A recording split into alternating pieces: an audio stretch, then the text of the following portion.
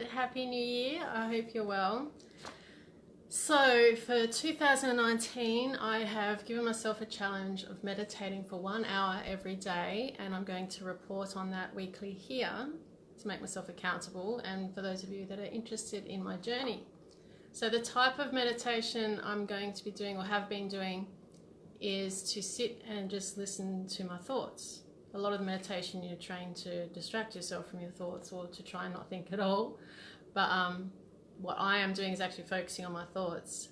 And the reason for that is to let go of a lot of them, because once they've been witnessed, they just go away. You just let them come in, watch, and they go away. And it's amazing how much shit, seriously, goes through our heads. It's nuts. So this is a challenge I've made myself accountable for with Kyle Cease, and he speaks a lot of Michael Singer, and I've just read his book last weekend, and it's amazing. It's called The Untethered Soul, and it talks about that voice that's in our head. So I just want to read a bit to you so you can understand what it is that I'm talking about. So he calls the thoughts in our head the inner roommate. So if you'd like to meet your roommate, just try to sit inside yourself for a while in complete solitude and silence. You have the right. It's your inner domain. But instead of finding silence, you're going to listen to incessant chatter.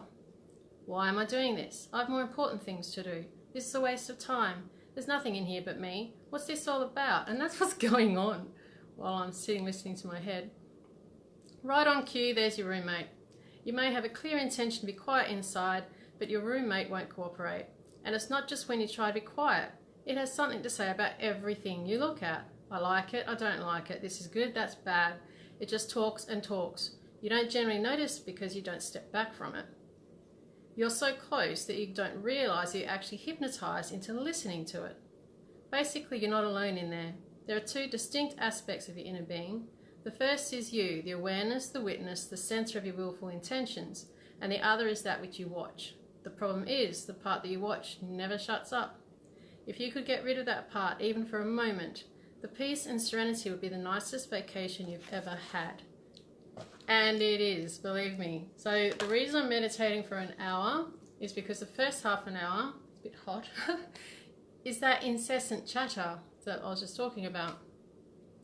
And you realise how crazy these thoughts are. It goes from one side to the other side, and it's trying to stop you from meditating in the first place. It's just nuts. And after about half an hour of that, it gets quiet and your mind gets still. And more often than not, that's when I get some ingenious ideas. Like I've created a meditation ebook, which I'll share to this group later. And you just understand that all these things that are in your head that were so important to you to do aren't that important. The hour I'm spending a day meditating is actually giving me more time, because I'm realizing I don't have to do half the shit that's in my head. And I've got a much clearer head. It's amazing. I'm really enjoying this. So I'll tell you more next week, and I hope you have a great time. I've got my meditation on the beach and running tonight, so I best go. See ya.